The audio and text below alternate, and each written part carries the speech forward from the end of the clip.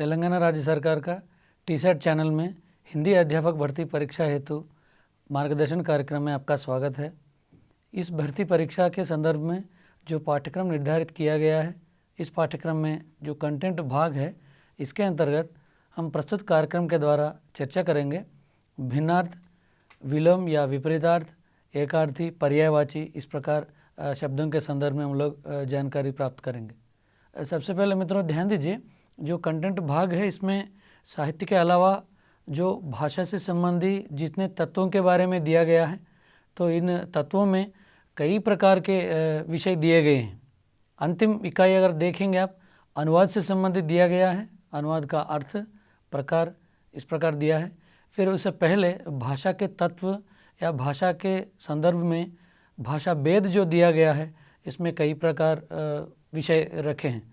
तो इस कोटि में मतलब निर्धारित इस भाषा के जो भी शब्द भेद है, शब्द भेद के अंतर्गत जो भिन्नार्थी, पर्यायवाची, विलोम या विपरीतार्थ, इस प्रकार जो भी दिया गया है, इस संदर्भ में हम जानकारी प्राप्त करेंगे।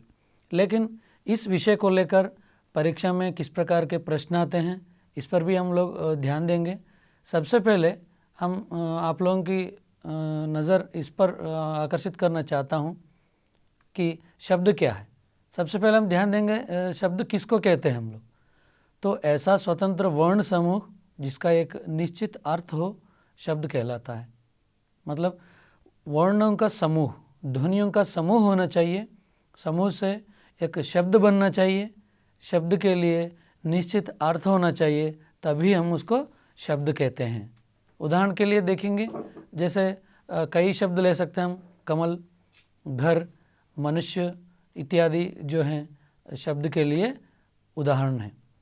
तो मित्रों, तो शब्द की परिभाषा पर अगर हम ध्यान देंगे तो ये इस तरह समझना चाहिए कि कई प्रकार के शब्द होते हैं, वे निश्चित अर्थ प्रकट नहीं करते हैं। तो इसलिए उस शब्द में मतलब स्वतंत्र वर्ण समूह होना चाहिए, मतलब ध्वनियों से युक्त शब्द होना चाहिए। तो शब्द के लिए कुछ न कुछ अर्थ होना अत्यंत आवश्यक है, उसी को हम शब्द की परिभाषा के अंतर्गत लेते हैं। शब्दों का वर्गीकरण, शब्दों के जो प्रकार हैं, इस पर अगर हम ध्यान देंगे तो सामान्यतया या मुख्य रूप से हमको 4 प्रकार सामने आते हैं। जैसे इन पर नज़र डालेंगे तो सबसे पहला प्रकार है अर्थ की दृष्टि से शब्दों का वर्गीकरण। उसके बाद दूसरा है इतिहास या स्रोत के आधार पर शब्दों का वर्गीकरण। उसके बाद मित्रों तीसरा है प्रयोग की दृष्टि से, रचना की दृष्टि से, प्रयोग की दृष्टि से शब्दों का वर्गीकरण तीसरा। उसके बाद चौथा है रचना की दृष्टि से शब्दों का वर्गीकरण। तो हम जिस विषय को लेकर आज प्रस्तुत कार्यक्रम में विस्तार से जानकारी प्राप्त कर रहे हैं, वह प्रकार है सबसे पहला बिंदु अर्थ की दृष्टि से शब्दों का वर्गीकरण। तो इसके अंतर्गत मित्रों ध्यान दीजिएगा, अर्थ की दृष्टि से शब्दों का वर्गीकरण में फिर हम 5 उपभाग विभाजित करते हैं, 5 रूपों में फिर विभाजित करते हैं। 5 प्रकार हैं अर्थ की दृष्टि से शब्दों का वर्गीकरण में। तो मित्रों, तो इस पर ध्यान देंगे तो 5 वे हैं, एकार्थी शब्द, अनेकार्थी शब्द, और तीसरा है समरूपी भिन्नार्थी शब्द, और चौथा है पर्यायवाची या समानार्थी शब्द। उसके बाद 5वां है विलोम या विपरीतार्थक शब्द। तो मित्रों फिर एक बार दोहराता हूँ मैं, अर्थ की दृष्टि से शब्दों का वर्गीकरण जो है, इसके अंतर्गत हमको 5 प्रकार हैं। 5 प्रकार ये हैं कि एकार्थी शब्द, अनेकार्थी शब्द, समरूपी शब्द, चौथा है पर्यायवाची या समानार्थी शब्द, मतलब पर्यायवाची का दूसरा नाम है समानार्थी शब्द। उसके बाद 5वां है विलोम शब्द या विपरीतार्थक शब्द। इस प्रकार हम अर्थ की दृष्टि से शब्दों का वर्गीकरण को फिर 5 भागों में विभाजित करते हैं। इस तरह समझना चाहिए प्रस्तुत विषय को। तो मित्रों फिर ये 5 जो प्रकार दिया गया है, 5 प्रकार में हम एक एक मतलब एकार्थी शब्द, अनेकार्थी, समरूपी, पर्यायवाची या समानार्थी, विलोम या विपरीतार्थी शब्दों को एक एक विषय को लेकर हम जानकारी प्राप्त करते हुए, उससे संबंधित उदाहरण देखते हुए, उससे बने कुछ नमूने प्रश्न भी देखते हुए आगे बढ़ेंगे मित्रों। सबसे पहला बिंदु है एकार्थी शब्द। तो एकार्थी शब्द की परिभाषा एक बार देखें। परिभाषा ये है, जिनका वाच्यार्थ एक ही होता है वह एकार्थ शब्द कहलाता है। मित्रों फिर एक बार दोहराता हूँ परिभाषा, जिनका वाच्यार्थ एक ही होता है वह एकार्थ शब्द कहलाता है। जैसे एकार्थी शब्द के अंतर्गत हम ऐसा समझना चाहिए कि व्यक्तिवाचक संज्ञाएं, स्थानों के नाम आदि इसी श्रेणी के शब्द होते हैं। जैसे हम संज्ञा के अंतर्गत व्यक्तिवाचक जो संज्ञा एक प्रकार है, तो उस प्रकार के अंतर्गत जितने भी उदाहरण हम प्रस्तुत करते हैं वे सब, और स्थानों के नाम, इस प्रकार संज्ञा के अंतर्गत शब्द जो हैं एकार्थी शब्द या इसी कोटि में, इसी श्रेणी में आते हैं। तो उदाहरण के लिए सुभाष चंद्र बोस, अटल बिहारी वाजपेयी, अम्बाला, जनवरी और हिंदी आदि जो हैं एकार्थी शब्द के लिए कुछ उदाहरण हैं। तो एकार्थी शब्द से संबंधित हम लोग विस्तार से सूची देखेंगे आगे चलकर मित्रों, लेकिन अभी एकार्थी शब्द की परिभाषा और उसके बाद उसके कुछ उदाहरण आपके सामने प्रस्तुत किया। फिर हम ध्यान देंगे इसी के अंतर्गत किसी भी भाषा में एकार्थ शब्दों का बहुत बड़ा भंडार होता है। मतलब मित्रों किसी भी भाषा को लीजिए, चाहे आप भारतीय भाषाओं को लीजिए या विदेशी भाषाओं को लीजिए, प्रत्येक शब्द भाषा जो है अपने में एक महत्व रखता है, अपने में एक विशेष पाया जाता है। तो यहाँ किसी भी भाषा के संदर्भ में आप लोग एकार्थी शब्दों पर अगर नज़र डालेंगे तो एकार्थी शब्द श्रेणी जो है बहुत बड़ा होता है, बहुत विस्तार से होता है। चाहे आप हिंदी को देखिए या तेलुगु देखिए, मलयालम देखिए, उर्दू देखिए, जितने भी भारतीय भाषाएं देखिए, तो अपने में विशिष्ट एक विशेषता है। ये विशिष्ट रूप से पाए जाने वाला महत्व है भाषा की, मतलब उस भाषा का शब्द भंडार जो है बहुत बड़ा होता है। जैसे एकार्थी शब्द के लिए और एक उदाहरण देखेंगे, अभिनेता एक शब्द है। तो अभिनेता शब्द अगर हम एकार्थ शब्द के अंतर्गत अर्थ जानेंगे तो मंच पर अभिनय करने वाला व्यक्ति को हम अभिनेता कहते हैं। यह है एकार्थी शब्द के लिए सामान्य रूप से एक उदाहरण आपके सामने प्रस्तुत कर रहा हूँ, अभिनेता। तो अभिनेता के उदाहरण यह है। उसके बाद मित्रों ध्यान दीजिएगा, यह है एकार्थी शब्द का उदाहरण। फिर हम आगे बढ़ेंगे एकार्थी शब्द के अंतर्गत और कुछ अन्य उदाहरण भी आपके सामने प्रस्तुत करूँगा। ये हैं अपराध, और एक शब्द है। तो परीक्षाओं में अगर आप ध्यान देंगे तो एकार्थी शब्द है, इस प्रकार प्रश्न बनाया जाता है। अपराध एक शब्द है, उसको हम चांटना है, कौन सा शब्द? एकार्थी शब्द है। तो ये एक उदाहरण है एकार्थी शब्द के लिए। फिर और एक शब्द है इष्ट। इष्ट एक शब्द है, इष्ट का अर्थ होता है इच्छित होना। फिर एक बार दूसरा उदाहरण देखेंगे हम लोग, एकार्थी शब्द चांटिए, एकार्थी शब्द पहचानिए। इस प्रकार प्रश्न बनाएगा तो नीचे आपको विकल्पों में रहेगा कि एक विकल्प छात्र रहेगा, तो छात्र के लिए अर्थ है विद्यार्थी। विद्यार्थी जो है एकार्थी शब्द का उदाहरण है। तो और एक शब्द है आराधना। आराधना शब्द अगर आप जानेंगे तो उसका एकार्थी अर्थ होता है तपस्या करना, प्रार्थना करना। आराधना का एकार्थी शब्द के लिए उदाहरण है। उसके बाद कुछ अन्य उदाहरण देखेंगे कि अहंकार और एक शब्द है। तो अहंकार का अर्थ होता है घमंड रहना। तो घमंड जो है यहाँ एकार्थी शब्द के लिए उदाहरण है। उसके बाद मित्रों अपशय। अपशय का एकार्थी शब्द क्या है? इस प्रकार प्रश्न बनाया जाता है। अपयश यह है तो इसका अर्थ होता है बदनामी। तो मित्रों इस प्रकार अगर आप परीक्षा में ध्यान देंगे तो अपयश के लिए बदनामी जो है एकार्थी शब्द के लिए उदाहरण होता है। तो उसके बाद हम देखेंगे उत्तम। उत्तम और एक शब्द है। उत्तम के लिए अर्थ होता है श्रेष्ठ। जो हम वस्तुओं के संदर्भ में या मनुष्य के संदर्भ में, प्राणी कोटि के संदर्भ में हम लोग उदाहरण के तौर पर प्रयोग करते हैं बार बार। उत्तम के लिए एकार्थी अर्थ है श्रेष्ठ या अच्छा। उसको हम एकार्थी शब्द के लिए अर्थ के रूप में समझना चाहिए। उसके बाद मित्रों कृति। कृति एक शब्द है, साहित्य के अंतर्गत हम प्रयोग करते हैं बार बार। तो कृति के लिए एकार्थी शब्द होता है रचना। मतलब रचना को एकार्थी शब्द का उदाहरण के रूप में हम समझ सकते हैं। उसके बाद निधन। निधन एक तत्सम शब्द है, तो इसके लिए एकार्थी शब्द होता है मृत्यु।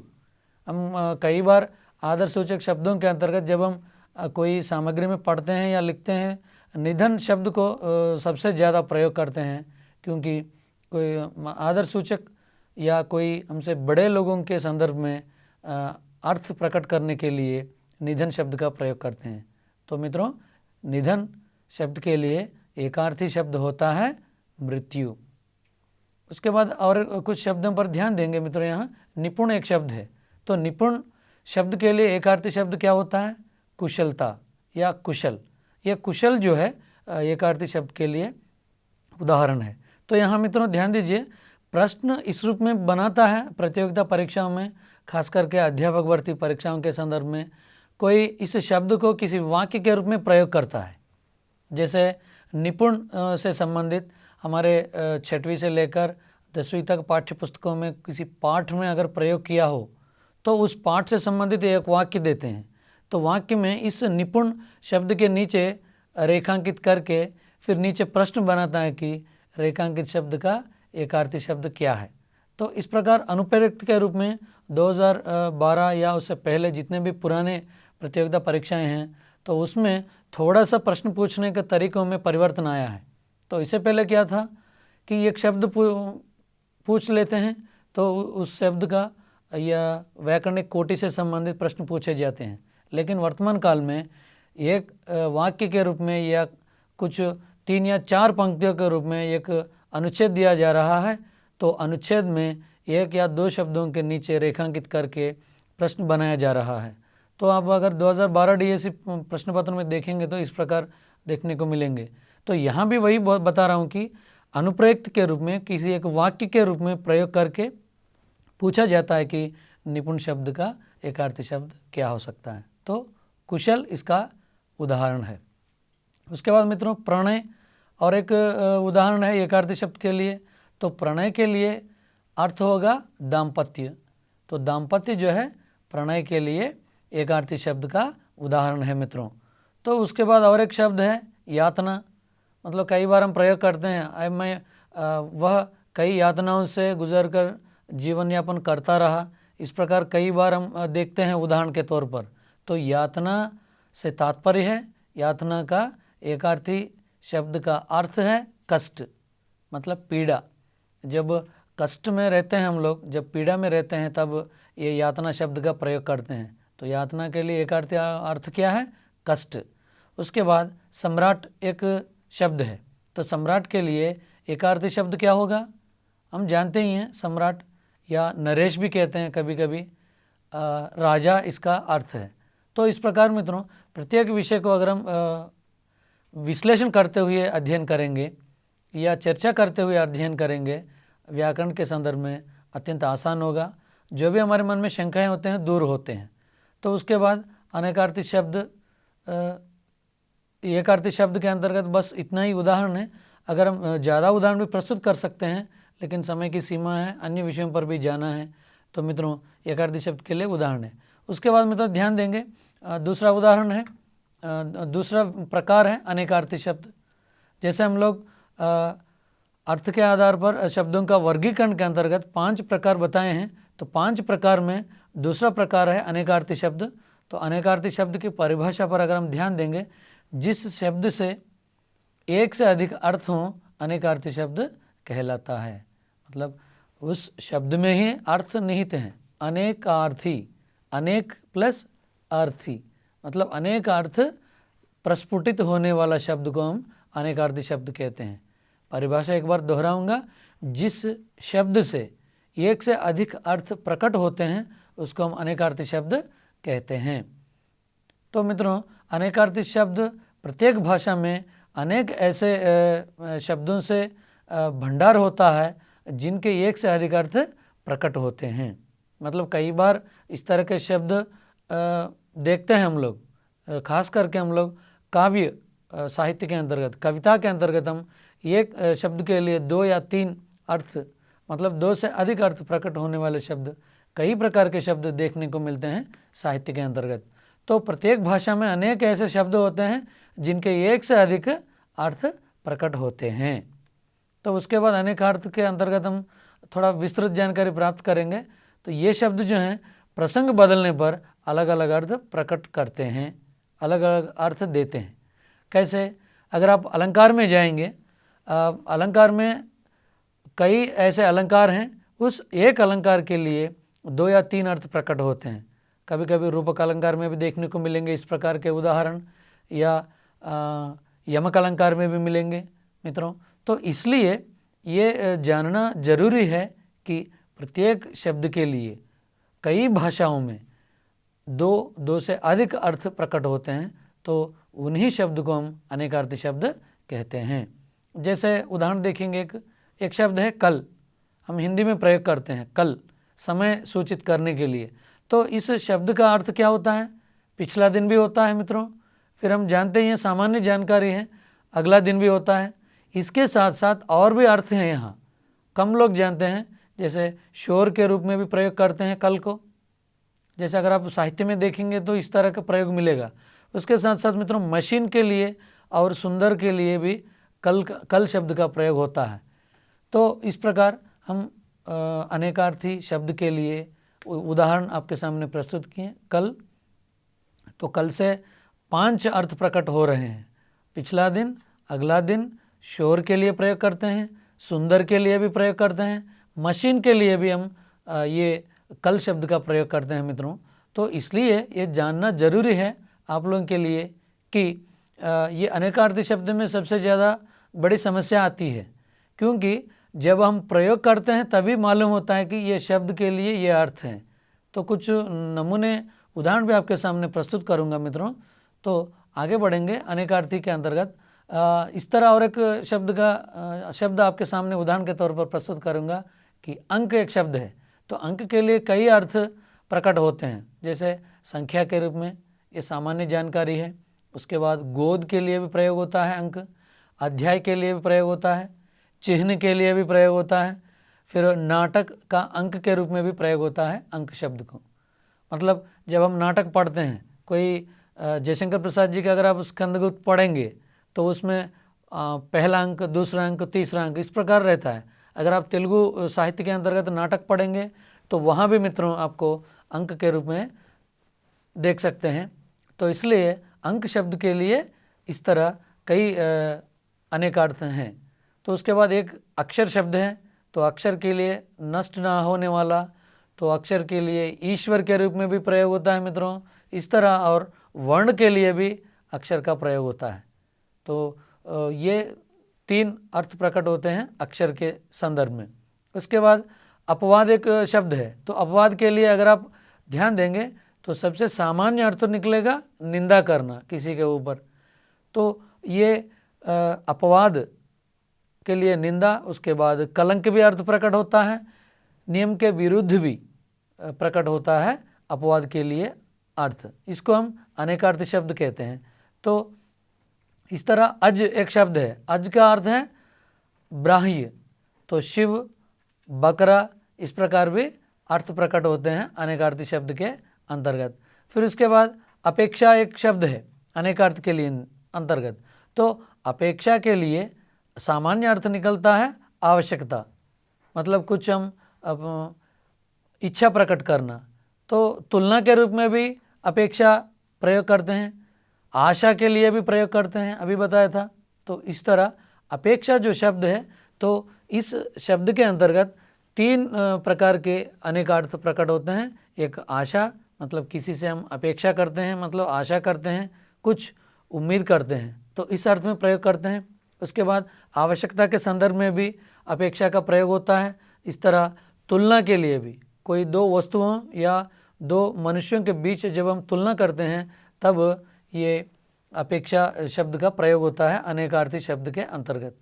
तो उसके बाद देखेंगे अनेकार्थी शब्द के अंतर्गत एक शब्द है कक्षा। कक्षा के लिए हम सामान्य रूप से अर्थ जानते ही हैं, जहाँ शिक्षा प्रदान की जाती है, जहाँ छात्र बैठते हैं, बैठकर शिक्षा प्राप्त करते हैं, उसको हम कक्षा कहते हैं। तो छात्रों का समूह जहाँ बैठते हैं उसको कक्षा कहते हैं। उसके बाद परिधि, परिधि के रूप में भी प्रयोग होता है। उसके साथ साथ कक्षा को हम समूह के रूप में भी प्रयोग करते हैं। तो इस प्रकार 3 अर्थ निकलता है। तो परीक्षाओं में कैसे पूछे जाएगा? तो समूह के लिए शब्द क्या है? समूह के लिए अनेकार्थी शब्द क्या है? कक्षा को हम समूह के लिए प्रयोग करते हैं। या कक्षा के लिए अनेकार्थी शब्द क्या है? समूह। उसके बाद और एक है काम। अगर आप काम शब्द पर ध्यान देंगे तो यहाँ इच्छा एक प्रकट होगा अर्थ। उसके बाद कामदेव, काम देवता से संबंधित प्रकट होगा। उसके बाद काम मतलब क्रिया के रूप में जो कोई कार्य करते हैं हम, काम को हम कार्य के रूप में भी अर्थ ग्रहण करना चाहिए मित्रों। तो इस तरह और एक शब्द भी है वासना। तो वासना के रूप में भी हम लोग काम शब्द का प्रयोग करते हैं अनेकार्थी शब्द के अंतर्गत। तो इस तरह मित्रों और एक शब्द है काल। काल शब्द को हम समय के लिए प्रयोग करते हैं। तो उसके बाद और एक शब्द भी है प्रयोग करने के लिए, और एक अर्थ भी प्रकट होता है मृत्यु। मृत्यु के लिए भी हम लोग काल शब्द का प्रयोग करते हैं। इस तरह का प्रयोग जो है खास करके आपको काव्यशास्त्र में या हिंदी साहित्य के अंतर्गत जो भी काव्य से संबंधित रचनाएं हैं तो इन रचनाओं में इस प्रकार का प्रयोग मिलता है। उसके बाद और एक शब्द है कुल। अगर कुल शब्द पर ध्यान देंगे तो इसके लिए कई अर्थ निकलते हैं। एक वंश का नाम और एक घर का नाम भी, और एक अर्थ निकलेगा गोत्र का नाम भी अर्थ प्रस्फुटित होता है। उसके बाद मित्रों और एक शब्द भी है खग। खग मतलब पक्षी के अर्थ में भी प्रकट होता है। उसके बाद खग का मतलब है आकाश। आकाश अर्थ भी है खग शब्द के अंतर्गत मित्रों। उसके बाद और एक शब्द है खर। अगर आप खर शब्द पर ध्यान देंगे तो तेज, सदा, इस प्रकार 2 अर्थ प्रस्फुटित होते हैं। उसके बाद कुटिल एक शब्द है। कुटिल शब्द के लिए कई अर्थ निकलते हैं। तो मित्रों प्रश्न ऐसा बनेगा कुटिल शब्द के लिए क्या अर्थ निकलता है? कुटिल शब्द का अर्थ क्या है? टेढ़ा या कपटी, इस प्रकार भिन्न अर्थ पाए जाते हैं। मतलब अनेक प्रकार के अर्थ प्रकट होते हैं कुटिल शब्द के लिए मित्रों। तो इस तरह ध्यान दीजिएगा कि अनेकार्थी शब्द के लिए थोड़ा ध्यान देते हुए अगर आप पढ़ेंगे, प्रयोग के रूप में अध्ययन करेंगे, उदाहरण के तौर पर कोई एक वाक्य बनाएंगे तो आप जल्दी समझ सकते हैं। तो अनेकार्थ में और एक शब्द है खर। अगर आप खर शब्द पर ध्यान देंगे तो इससे सामान्य रूप से 2 अर्थ निकलते हैं, 2 भिन्न अर्थ हैं इसमें अनेकार्थ के अंतर्गत। एक तेज, तेज के अंतर्गत तेज अर्थ के लिए भी हम प्रयोग करते हैं खर शब्द को। उसके बाद संस्कृत से आया हुआ शब्द है इसलिए गधा, गधा के लिए हम खर शब्द का प्रयोग करते हैं। तो यहाँ ध्यान दीजिए कि इस प्रकार हम हिंदी में लाए हैं 2 या 2 से अधिक अर्थों के लिए प्रयोग करते हैं। उसके बाद और एक शब्द है गण। अगर आप गण शब्द पर ध्यान देंगे तो इससे कई अर्थ निकलते हैं, जैसे एक समूह। इस प्रकार मित्रों गण के लिए कई अर्थ प्रस्फुटित होते हैं। उसके बाद और एक शब्द है गति। अगर आप गति पर ध्यान देंगे तो गति के लिए भी कई अर्थ निकलते हैं, जैसे चाल एक शब्द है तो चाल भी हम कई बार कई संदर्भों में प्रयोग करते हैं। उसके बाद और एक अर्थ है दशा। दशा भी ये चाल के लिए प्रयोग होता है, गति के लिए प्रयोग होता है। उसके बाद मित्रों मोक्ष भी गति के लिए प्रयोग होता है। तो इस तरह प्रश्न ऐसा बनेगा गति शब्द का अर्थ क्या है? मतलब गति शब्द का सामान्य अर्थ हम जानते हैं हिंदी में क्या है, मतलब चाल से संबंधित है। कोई हम तेज़ी से कहीं जाते हैं पैदल जाने के लिए, अंग्रेजी में अगर आप कहेंगे तो स्पीड, स्पीड के संदर्भ में हम लोग ये गति को प्रयोग करते हैं। लेकिन चाल हमको मालूम है, लेकिन बाकी जो 2 हैं दशा और मोक्ष, ये शब्दों के बारे में हम नहीं जानते हैं। तो मोक्ष भी ये चाल के लिए अर्थ निकलता है, इसलिए सही विकल्प क्या होगा? मोक्ष होगा। तो मित्रों ध्यान दीजिए और एक शब्द है गुरु। अगर आप गुरु पर ध्यान देंगे तो गुरु के लिए कई प्रकार के अर्थ निकलते हैं। तो गुरु के लिए तो सामान्य रूप से हम जानते ही हैं अध्यापक, शिक्षक, ये सामान्य जानकारी है। उसके बाद श्रेष्ठ के रूप में भी गुरु का प्रयोग होता है। उसके बाद भारी के लिए भी गुरु शब्द का प्रयोग होता है। फिर ये गुरु शब्द जो है बड़ा बताने के लिए भी प्रयोग करते हैं। उसके बाद 2 मात्राओं वाला वर्ण के लिए भी गुरु शब्द का प्रयोग होता है, जो छंद के नियमों के अंतर्गत या छंद के जो भी प्रकार हैं उसके अंतर्गत हम देखे हैं, पढ़ते हैं। 2 मात्राओं वाला वर्ण को हम लोग गुरु कहते हैं। तो इस प्रकार मित्रों ध्यान दीजिएगा कि गुरु तो सामान्य जानकारी है, लेकिन बड़ा के लिए भी प्रयोग होता है, बड़ा अर्थ प्रकट करने के लिए। उसके बाद भारी अर्थ, महाप्राण भा के अंतर्गत भारी अर्थ में भी ये गुरु शब्द प्रयोग होता है मित्रों। उसके बाद और एक शब्द है गौ, अल्पप्राण ग के साथ औ की मात्रा जोड़ने से बनने वाला गौ। अगर गौ शब्द पर ध्यान देंगे तो मित्रों गौ के लिए गाय अर्थ प्रकट होता है। उसके बाद पृथ्वी का भी अर्थ प्रकट होता है, इंद्रियों का भी अर्थ प्रकट होता है। गौ के लिए सामान्य अर्थ है गाय, हम जानते ही हैं। उसके अलावा ध्यान दीजिएगा पृथ्वी के लिए भी प्रयोग होता है गौ। उसके साथ साथ इंद्रियों के लिए भी गौ शब्द का प्रयोग होता है मित्रों। तो उसके बाद ध्यान देंगे घट, घट शब्द पर ध्यान देंगे तो अर्थ प्रकट होगा कि घड़ा, हृदय, कम, शरीर, इस प्रकार घट के लिए अर्थ प्रकट होते हैं। उसके बाद और एक है मित्रों घन, घन के लिए अर्थ प्रकट होगा बादल। उसके साथ साथ घना भी और एक अर्थ है। फिर भारी, भारी के लिए भी घन शब्द प्रयोग होता है। और हथौड़ा शब्द, हथौड़ा अर्थ के लिए भी घन शब्द का प्रयोग होता है। फिर प्रश्न कैसे बनेंगे मित्रों? घन शब्द देते हैं, इसका अर्थ क्या है? नीचे आपको हथौड़ा रहेंगे, एक विकल्प, एक ऑप्शन, बाकी जो 3 ऑप्शन 3 विकल्प हैं गलत रहेंगे। तो घन के लिए आप सही विकल्प का चयन करना होता है, हथौड़ा विकल्प। तो इस तरह मित्रों एक एक चीज़ को ध्यान देते हुए पढ़ेंगे तो आसान है। तो सामान्य और एक शब्द प्रस्तुत करूंगा आपके सामने अनेकार्थी शब्दों के संदर्भ में। एक शब्द है घर, घर शब्द के लिए अर्थ मालूम है हमको, सामान्य अर्थ क्या है? मकान। लेकिन मकान के अलावा भी कुछ अर्थ प्रकट होते हैं, जैसे कुल, कुल अर्थ प्रकट करने के लिए घर शब्द का प्रयोग होता है। उसके बाद मित्रों कार्यालय के लिए भी घर शब्द का प्रयोग होता है। मित्रों अनेकार्थ में चपला और एक शब्द है, चपला के लिए लक्ष्मी, बिजली का प्रयोग होता है। उसके साथ साथ और एक शब्द है जड़। अगर आप जड़ शब्द पर ध्यान देंगे तो अचेतन के लिए, हम सामान्य जानकारी हम दैनिक जीवन में हिंदी में प्रयोग करते हैं जड़, जड़ का अर्थ है अचेतन। और अचेतन के अलावा भी अर्थ निकलते हैं जड़ से, जैसे मूर्ख, किसी को मूर्ख बताने के लिए हम जड़ शब्द का प्रयोग करते हैं। मतलब वृक्ष का मूल के लिए भी जड़ शब्द का प्रयोग करते हैं। जो वृक्ष या पौधे के नीचे जो मूल होता है उसके लिए भी जड़, जड़ों से उखाड़ो, ऐसा शब्द प्रयोग होता है कई बार।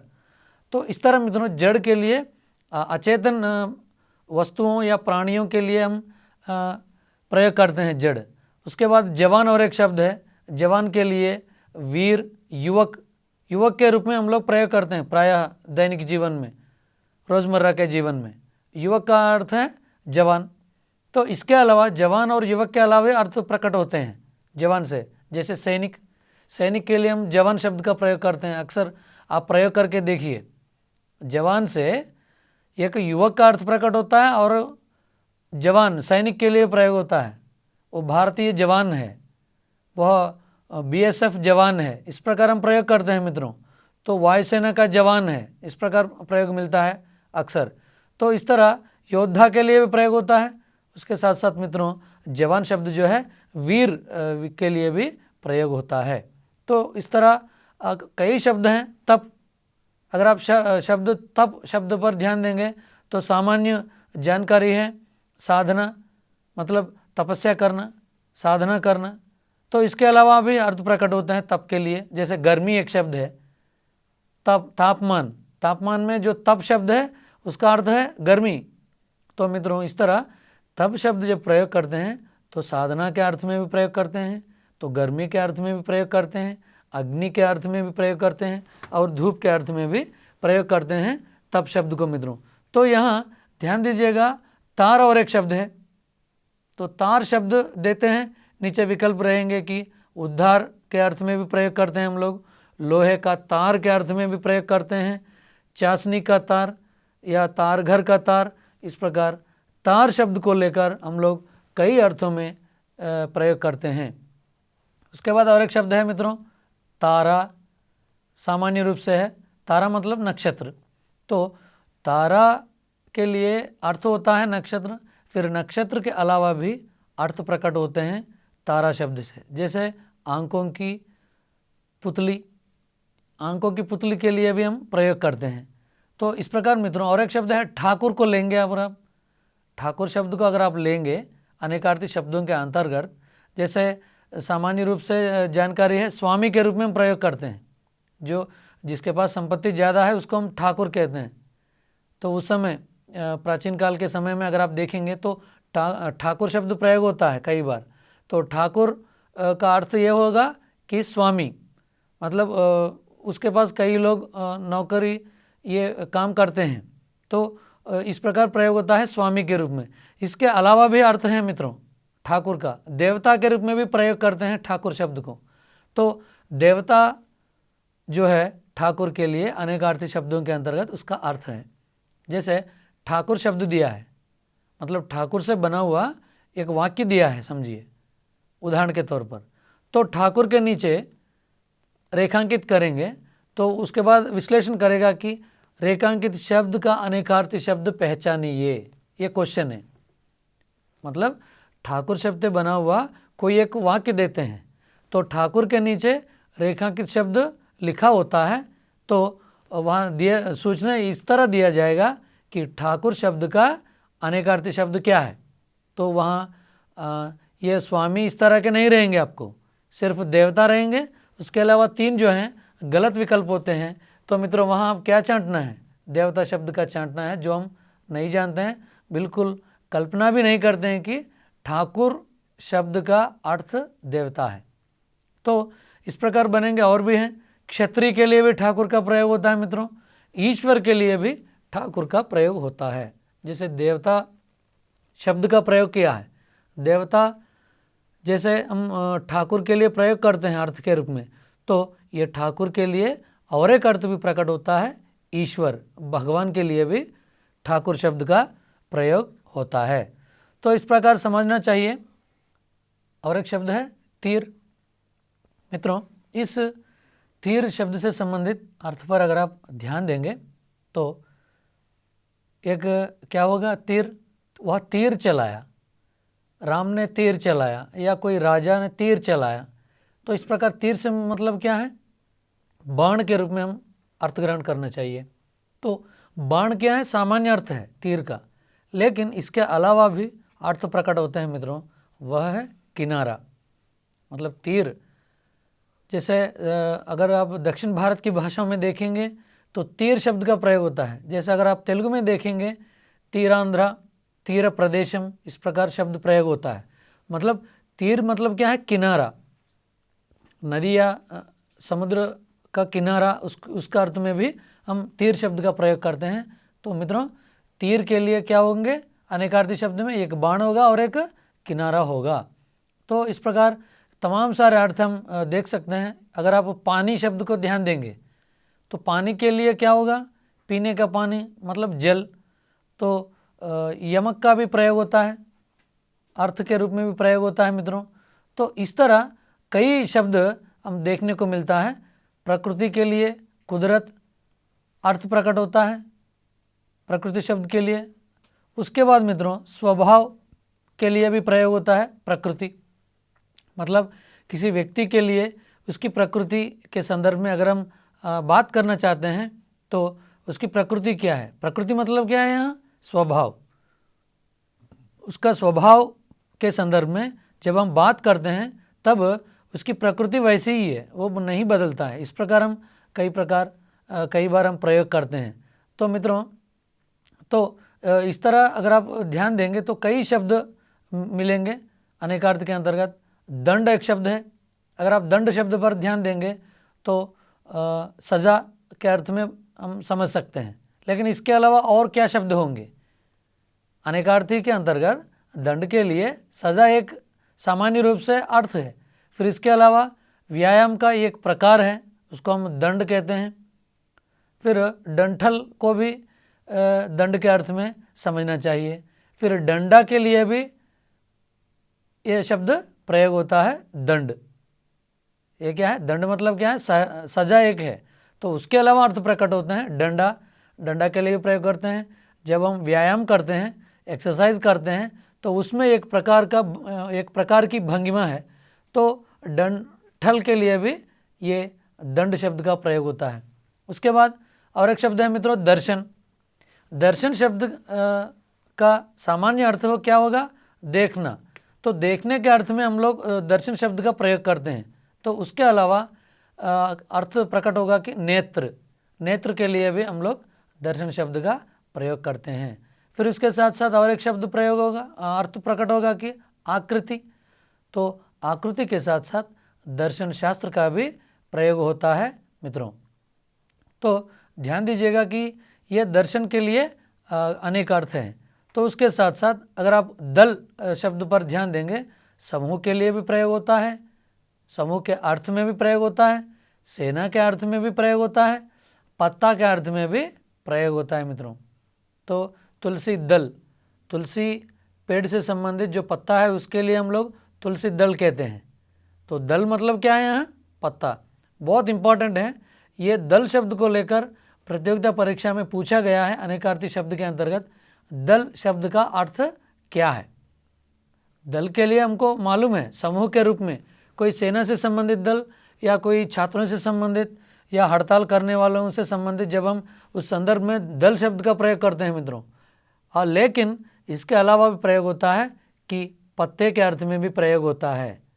वहाँ नीचे अगर प्रश्न बनाए इससे, दल से, दल का अर्थ क्या है, प्रश्न बनाए, तो नीचे 4 विकल्प में क्या होंगे? आपको सिर्फ पत्ता एक रहेंगे, बाकी जो 3 हैं अलग अलग रहेंगे विकल्प। तो वहाँ आपको ना सेना से संबंधित दल मिलेंगे, ना छात्रों से संबंधित दल मिलेंगे, उस समूह से संबंधित विकल्प नहीं मिलेंगे। तो क्या होगा? हमको लगता है ये प्रश्न जो है गलत दिया है। हम परीक्षा लिखने के बाद बाहर आकर बोलते हैं कि प्रश्न गलत है, लेकिन वास्तव में दल शब्द के लिए अर्थ होता है पत्ता, जो अनेकार्थी शब्द के अंतर्गत हम समझना चाहिए। तो मित्रों यहाँ और एक शब्द है दक्षिण। दक्षिण एक शब्द है, लेकिन दक्षिण के लिए क्या होगा? एक दिशा दिखाने वाला, जो चारों दिशाएं हैं हमको, उसमें एक है दक्षिण। ये सामान्य रूप से हमको जानकारी है। तो उसके अलावा क्या अर्थ निकलेंगे अनेकार्थी के अंतर्गत? मतलब दाहिनी ओर को भी हम दक्षिण कहते हैं। उसके बाद अनुकूल के लिए भी दक्षिण शब्द का प्रयोग करते हैं। तो इस प्रकार मित्रों और एक शब्द भी उदाहरण के तौर पर देख सकते हैं कि नग एक है। नग, नग शब्द के लिए क्या होगा अर्थ? पर्वत के लिए प्रयोग करते हैं। उसके साथ साथ मित्रों नगीना अर्थ भी इससे प्रस्फुटित होता है। तो इस प्रकार मित्रों अनेकार्थी शब्दों के अंतर्गत जब हम उसको प्रयोग करते हुए, या जब हम साहित्य पढ़ते हैं, नए नए शब्द आते हैं, तो तुरंत आप लोग उन शब्दों का अर्थ जानिए। तुरंत कोई शब्दकोश उठाकर देखिए, क्योंकि इस तरह देखने से शब्द भंडार बढ़ेंगे हमारे इसमें। और इस तरह के जो अनेकार्थी शब्द जब मिलेंगे, मतलब प्रश्न के रूप में जब हम पढ़ते हैं, तो सही विकल्प चयन करने में किसी प्रकार का दुविधा नहीं होगा। उसके बाद और एक शब्द है नव। न व, या नव के लिए क्या होगा? नया। नया एक अर्थ प्रस्फुटित होता है। उसके साथ साथ संख्या के संदर्भ में नव का भी अर्थ निकलता है। उसके बाद नाक। मित्रों नाक एक शब्द है। नाक के लिए क्या होगा अर्थ? सामान्य जानकारी है, हमारे अंगों, हमारे शरीर में एक अवयव का नाम है जो नासिका भी कहते हैं हम लोग नाक के लिए। लेकिन नाक के लिए और एक अर्थ भी है, स्वर्ग के रूप में प्रयोग करते हैं हम लोग नाक को। तो मित्रों नाक के लिए नासिका अर्थ जो है सामान्य जानकारी है। तो प्रश्न इस तरह बनेगा कि नाक का अर्थ है नासिका, नाक का अर्थ है नासिका, इसका दूसरा अर्थ और क्या हो सकता है, ये प्रश्न है मित्रों। तो वहाँ 4 विकल्प होते हैं, 4 विकल्पों में अरे हम बिल्कुल नहीं जानते हैं 4 विकल्प, तो वहाँ एक विकल्प होगा स्वर्ग, तो स्वर्ग विकल्प का चयन करना होता है। इस प्रकार के अनेकार्थी शब्दों के संदर्भ में जो प्रश्न बनाया जाता है। उसके बाद और एक शब्द है नाग। अगर आप नाग शब्द पर ध्यान देंगे तो क्या अर्थ निकलेंगे? सांप या सर्प। नाग शब्द के लिए अर्थ क्या होंगे? सामान्य रूप से सांप या सर्प होंगे, लेकिन सांप या सर्प के अलावा भी और एक अर्थ भी होता है मित्रों, वह भी जानवर का नाम है हाथी। हाथी के लिए हम नाग का प्रयोग करते हैं, मतलब संस्कृत का शब्द है ये। तो आप इस तरह का प्रयोग जो है हम दैनिक जीवन में, हमारी रोज़मर्रा के जीवन की भाषा में प्रयोग नहीं करते हैं अक्सर, लेकिन अगर आप साहित्यिक भाषा में देखेंगे तो इस तरह प्रयोग मिलता है। नाग के लिए क्या अर्थ होगा मित्रों? हाथी। हाथी के लिए नाग शब्द का प्रयोग करते हैं हम लोग। तो यहाँ और एक शब्द है, ध्यान दीजिए, मैं आपके सामने प्रस्तुत कर रहा हूँ कि नायक एक शब्द है। नायक के लिए सामान्य अर्थ क्या होगा? नेता। नेता के रूप में हम लोग इसका प्रयोग करते हैं नायक के लिए। तो इसके अलावा और अन्य अर्थ भी हैं मित्रों, जैसे मार्गदर्शक के लिए भी ये प्रयोग होता है, मार्गदर्शक के अर्थ में भी प्रयोग होता है। उसके साथ साथ सेनापति के लिए भी प्रयोग होता है नायक। जैसे राजाओं के समय में जो सेना थी, सेना में कई प्रकार के विभाग होते हैं, उसमें जो विभाग के अधिपति है तो अध्यक्ष रहता है, तो उसको हम नायक कहते हैं मित्रों। उसके बाद नाटक का मुख्य पात्र को भी नायक कहते हैं, या कोई कहानी का मुख्य पात्र को भी नायक कहते हैं, या कोई काव्य है, काव्य में जो मुख्य पात्र है उसको नायक कहते हैं। इस तरह मित्रों नायक शब्द को अगर समझना है तो वाक्य प्रयोग कीजिएगा या साहित्य पढ़िएगा, पढ़ते हुए इस तरह के शब्द मिलेंगे, कई प्रकार के शब्द। उसके बाद निशान एक शब्द है। निशान एक शब्द है, निशान के लिए क्या अर्थ होगा? चिन्ह। चिन्ह के रूप में हम लोग निशान शब्द का प्रयोग करते हैं हिंदी में। लेकिन मित्रों चिन्ह के अलावा भी अन्य अर्थ भी निकलते हैं, अन्य अर्थ भी प्रस्फुटित होते हैं। जैसे डंका, ध्वजा के लिए भी ये शब्द प्रयोग होता है निशान। तो उसके बाद मित्रों ध्यान देंगे हम लोग, ये कई प्रकार के उदाहरण हैं जो यहाँ अनेकार्थी शब्द के अंतर्गत इस प्रकार के शब्दों से संबंधित अगर आप ध्यान देंगे तो कई प्रकार के शब्द मिलेंगे। उदाहरण के तौर पर आपके सामने इस तरह के शब्द प्रस्तुत किया। जो निशान है, निशान के लिए चिन्ह का प्रयोग होता है, अर्थ के रूप में प्रयोग करते हैं हम लोग। उसके साथ साथ निशान के लिए अन्य अनेकार्थी शब्द हैं ध्वजा, डंका। तो ये 2 अनेकार्थी शब्द हैं। उसके बाद हम आगे बढ़ेंगे, तीसरा प्रकार जो समरूपी भिन्नार्थी शब्द हैं, तो इसकी परिभाषा देखेंगे। तीसरा प्रकार समरूपी भिन्नार्थी शब्द, तो परिभाषा पर ध्यान देंगे तो ये प्रस्फुटित होता है मित्रों कि जो शब्द लिखने, बोलने और दिखने में समान होते हैं। फिर एक बार दोहराता हूँ, जो शब्द या जो पद लिखने में या बोलने में, सुनने में, दिखने में समान होते हैं, समरूपी भिन्नार्थी शब्द कहलाते हैं। तो उसी को हम समरूपी भिन्नार्थी शब्द को रूप में समझना चाहिए प्रस्तुत इस विषय के संदर्भ में। तो हिंदी में अनेक शब्द ऐसे हैं जो बोलने में, लिखने में और सुनने में समान होते हैं। हमको लगता है वैसा समान है ये शब्द, लेकिन जब हम ध्यान से पढ़ेंगे, ध्यान से सुनेंगे, ध्यान से समझेंगे तो समरूपी भिन्नार्थी शब्द समझ में आते हैं। उसके बाद ध्यान दीजिए, समरूपी भिन्नार्थी शब्द ये शब्द जो हैं भिन्न भाषा के होने के कारण अलग अलग अर्थ रखते हैं। मतलब एक भाषा को ज़्यादा जनता बोलती है, ज़्यादा जनता रोज़ दैनिक जीवन के रूप में अपने मन में विचार प्रकट करने के माध्यम के रूप में अपनाते हैं किसी भाषा को, तो उस भाषा में अन्य भाषाओं से आगत शब्द होते हैं, चाहे वो देशी शब्द भी हो सकते हैं या विदेशी शब्द भी हो सकते हैं। इस तरह जो अन्य भाषाओं से शब्द आए होते हैं तभी समरूपी भिन्नार्थी शब्दों की श्रेणी बनती है। तो उदाहरण देखेंगे, एक शब्द है बस, एक शब्द है बस, अल्पप्राण ब। तो बस शब्द किसके लिए प्रयोग होता है हिंदी में? नियंत्रण के लिए प्रयोग होता है। मतलब कोई काम कर रहा है या कोई किसी को काम से रोकना है, तो काम से रोकने के लिए क्या बोलेंगे हम लोग? बस करो, बस मुझे नहीं चाहिए। इस प्रकार हम प्रयोग करते हैं हिंदी में। लेकिन बस के लिए फारसी में यह अर्थ होगा कि पर्याप्त। तो फारसी भाषा में बस शब्द को पर्याप्त अर्थ में प्रयोग करते हैं। तो इस तरह अगर आप दूसरी भाषा अंग्रेजी में देखिए, तो अंग्रेजी में देखने से ये अर्थ प्रकट होता है कि बस नामक वाहन है। मतलब वाहन, एक जगह से दूसरी जगह जाने के लिए जिस वाहन का हम प्रयोग करते हैं, माध्यम के रूप में इसका उपयोग करते हैं, तो उस वाहन को हम लोग बस कहते हैं, जो BUS बस के अंतर्गत समझते हैं हम। तो मित्रों, समरूपी भिन्नार्थी शब्द के लिए सिर्फ एक उदाहरण है। तो अन्य उदाहरण देखिए, एक शब्द आपके सामने प्रस्तुत करूंगा कि आम। आम एक शब्द है मित्रों। तो आम के लिए सामान्य रूप से सामान्य हिंदी में हम क्या अर्थ समझ लेते हैं? फल का नाम। तो एक फल का नाम है या तद्भव रूप है। तो मित्रों, और एक अर्थ भी होता है भिन्नार्थ।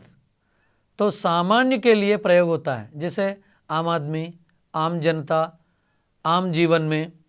तो इस प्रकार हम कई बार प्रयोग करते हैं हमारी दैनिक जीवन की भाषा में। तो उसके बाद और एक शब्द है कम। अगर कम शब्द पर ध्यान दीजिए तो युक्त के लिए भी प्रयोग होता है, उसके साथ साथ न्यून अर्थ के लिए भी प्रयोग होता है हिंदी में। युक्त जो है अंग्रेजी शब्द है, न्यून जो है हिंदी शब्द है। तो समरूपी भिन्नार्थी शब्द के लिए एक उदाहरण है ये।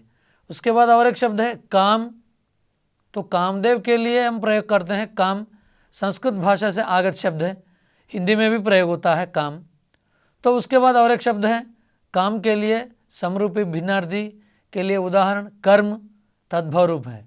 मतलब काम जो है संस्कृत से आगत शब्द है, कामदेव के लिए प्रयोग करते हैं हम लोग, और इससे परिवर्तित होकर कर्म शब्द बन गया है, यह तद्भव रूप है।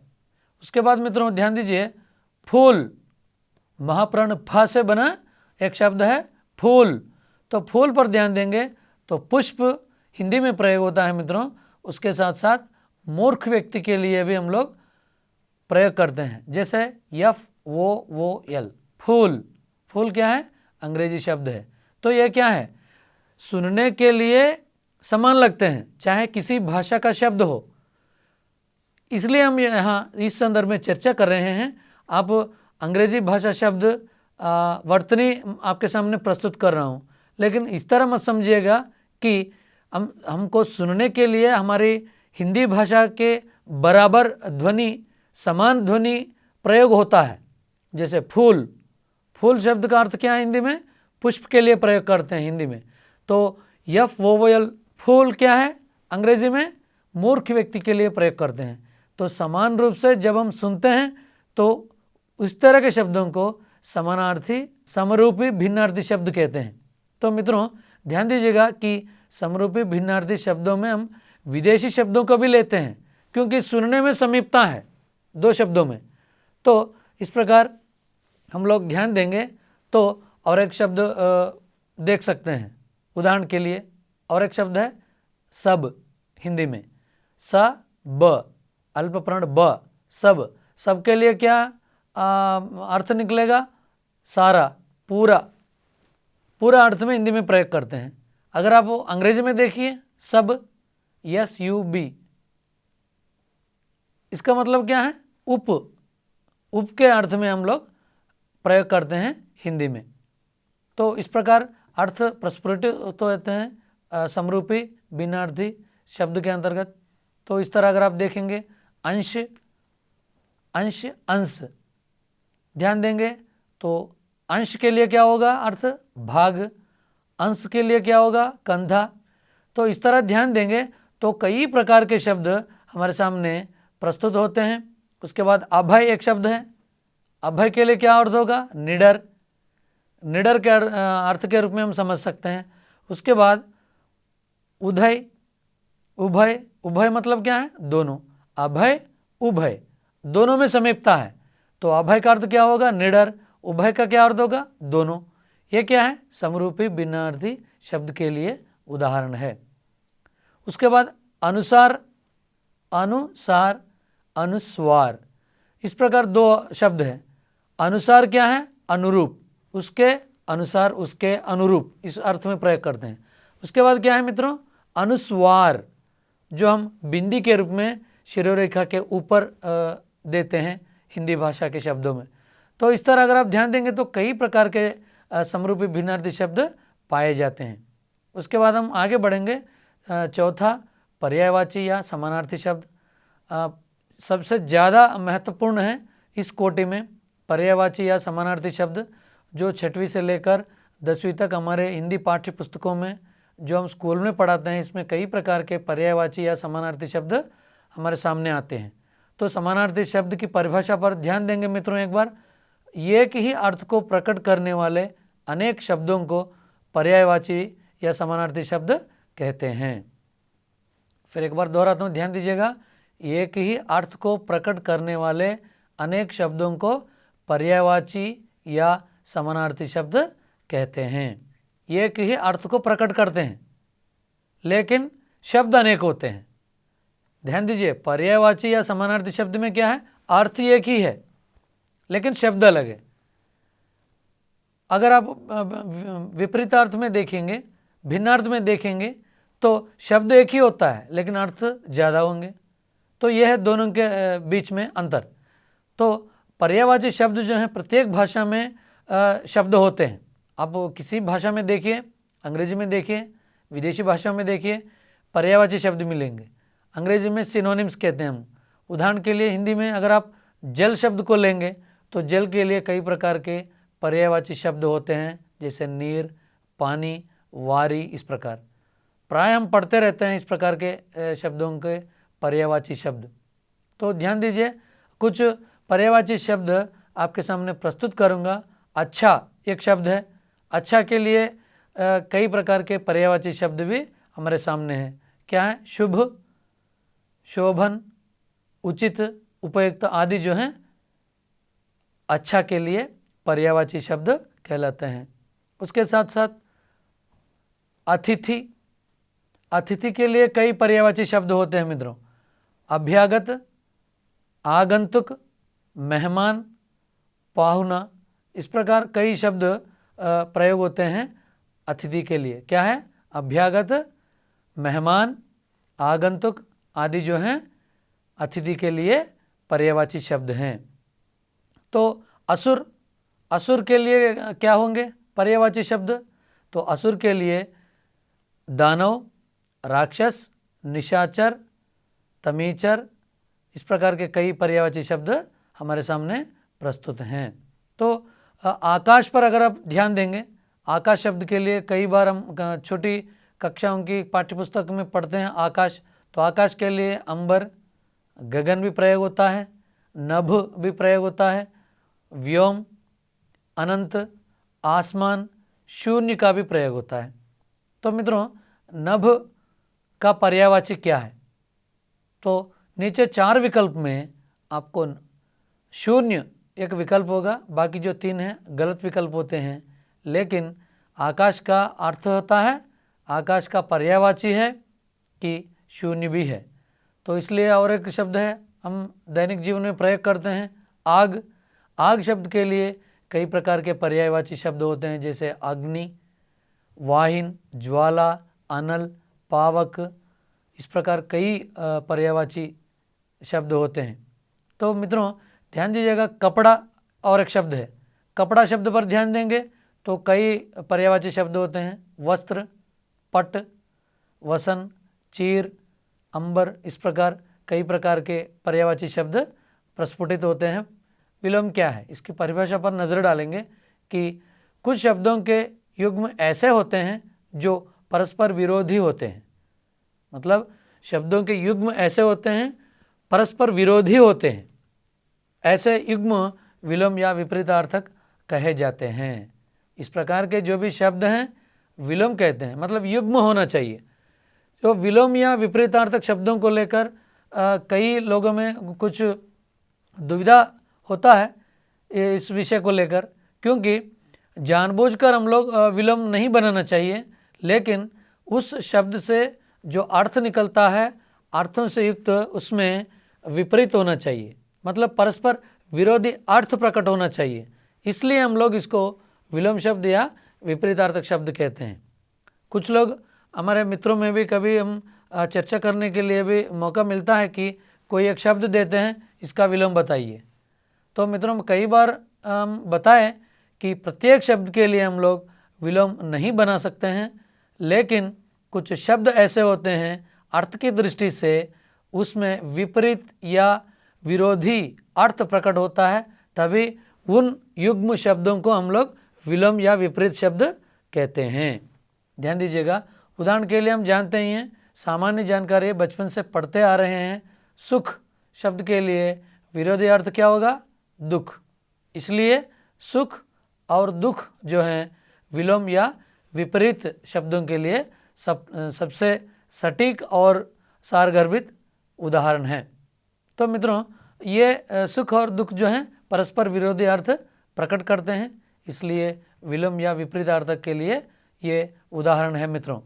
तो ध्यान दीजिएगा, कुछ उदाहरण आपके सामने प्रस्तुत करूँगा कि इन विषयों को लेकर कई बार हमारे मन में दुविधा भी सामना करना पड़ता है कि वादी एक शब्द है, तो वादी के लिए क्या होगा? प्रतिवादी। प्रति उपसर्ग जोड़कर हम लोग उसको प्रतिवादी करते हैं। तो विकास, विकास के लिए विलोम शब्द क्या होगा? ह्रास। संक्षेप के लिए क्या होगा? संक्षेप। तो इसके लिए विस्तार जो है विलोम या विपरीतार्थक शब्द होगा। सत्य, कई ऐसे विलोम शब्द हैं, तो सत्य के लिए असत्य, रुदन के लिए हास। तो इस प्रकार कई उदाहरण ले सकते हैं। विधि, विधि के लिए निषेध विपरीतार्थक शब्द होंगे। सफल के लिए असफल, संधि के लिए विग्रह, कई उदाहरण हैं। सजीव के लिए निर्जीव प्रयोग होता है। वक्र के लिए सरल, वरदान के लिए अभिशाप, सभ्य के लिए असभ्य, सबल के लिए निर्बल और विवाहित के लिए अविवाहित। इस प्रकार हम कई उदाहरण विरोध विपरीतार्थक शब्द या विलोम शब्दों के अंतर्गत हम उदाहरण के तौर पर देख सकते हैं मित्रों। तो और भी ज्ञानी, ज्ञानी के लिए अज्ञानी प्रयोग होता है। सुगंध, सुगंध के लिए क्या होगा विपरीत या विलोम शब्द? दुर्गंध। शुद्ध के लिए क्या होगा? अशुद्ध। ये सामान्य जानकारी है विलोम शब्दों को लेकर। जब हम तत्सम शब्दों को लेकर जब विलोम शब्द बनाते हैं तब थोड़ा कठिन महसूस करते हैं विकल्प चयन करने में, लेकिन इस तरह नहीं करना चाहिए कि जब हम बार बार अभ्यास करेंगे तो विलोम शब्दों के लिए, विपरीतार्थक शब्दों के लिए विकल्प चयन करना बहुत आसान रहेगा मित्रों। तो ध्यान दीजिएगा कि अनेकार्थी शब्दों के संदर्भ में ज़्यादा कठिनाई महसूस करते हैं हम लोग, तो इसलिए ध्यान दीजिए विपरीतार्थ विलोम शब्द जब आप जितना अभ्यास करेंगे तो उतना आसान बनेगा ऑप्शन सिलेक्शन करने के लिए। तो हम प्रस्तुत विषय के साथ इस कार्यक्रम के द्वारा हम समझते हैं जितना हो सके उतनी सामग्री आपके सामने प्रस्तुत किए हैं। तो मित्रों ध्यान दीजिए, इस कार्यक्रम से संबंधित या हमारे अन्य कार्यक्रम देखना चाहते हैं तो YouTube में TSET चैनल TSET विद्या निपुणा के अंतर्गत आप डाउनलोड कर सकते हैं और फीडबैक भी दे सकते हैं softnet.com के द्वारा। जो कमेंट भी कर सकते हैं आप, जो कुछ हमको सुझाव देना चाहते हैं सुझाव भी दीजिएगा, क्योंकि अगले आने वाले कार्यक्रमों में हम बेहतर सामग्री आपके सामने प्रस्तुत कर सकें। अगले कार्यक्रम में अगले विषय के साथ आपके सामने प्रस्तुत होंगे मित्रों। तब तक के लिए नमस्कार।